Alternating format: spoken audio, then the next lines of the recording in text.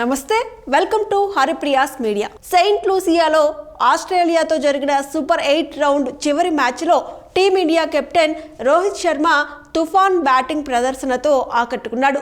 దీంతో భారత జట్టు భారీ స్కోర్ చేసింది. ఇది విజయంలోనూ కీలకంగా మారింది. ఈ మ్యాచ్లో ఎప్పటిలాగే విరాట్ కోహ్లీతో కలిసి ఇన్నింగ్స్ ప్రారంభించిన రోహిత్ శర్మ తొలి ఓవర్ 3వ బంతికే బౌండరీతో ఖాతా తెరిచాడు. ఇక్కడి నుంచి ఆసీస్ పేసర్లపై దాడి కొనసాగించిన రోహిత్ 6ల వర్షంతో మైదానాన్ని తడిపేశాడు. మిచెల్ స్టార్క్ వేసిన 3వ ఓవర్లో రోహిత్ శర్మ 4 సిక్సర్లు, 1 బౌండరీతో 28 పరుగులు పెండుకున్నాడు. దీంతో కేవలం 19 బంతుల్లోనే అర్ధ సెంచరీ పూర్తి చేశాడు.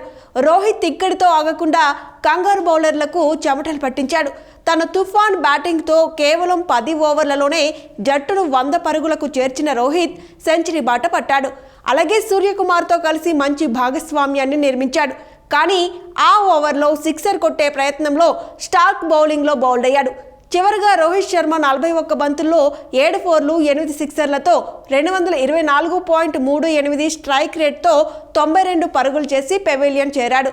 అంతేకాదు ఈ మ్యాచ్లో 8 సిక్సర్లు బాదిన రోహిత్ శర్మ అంతర్జాతీయ T20 క్రికెట్లో 200 సిక్సర్ల మార్కును కూడా దాటేశాడు.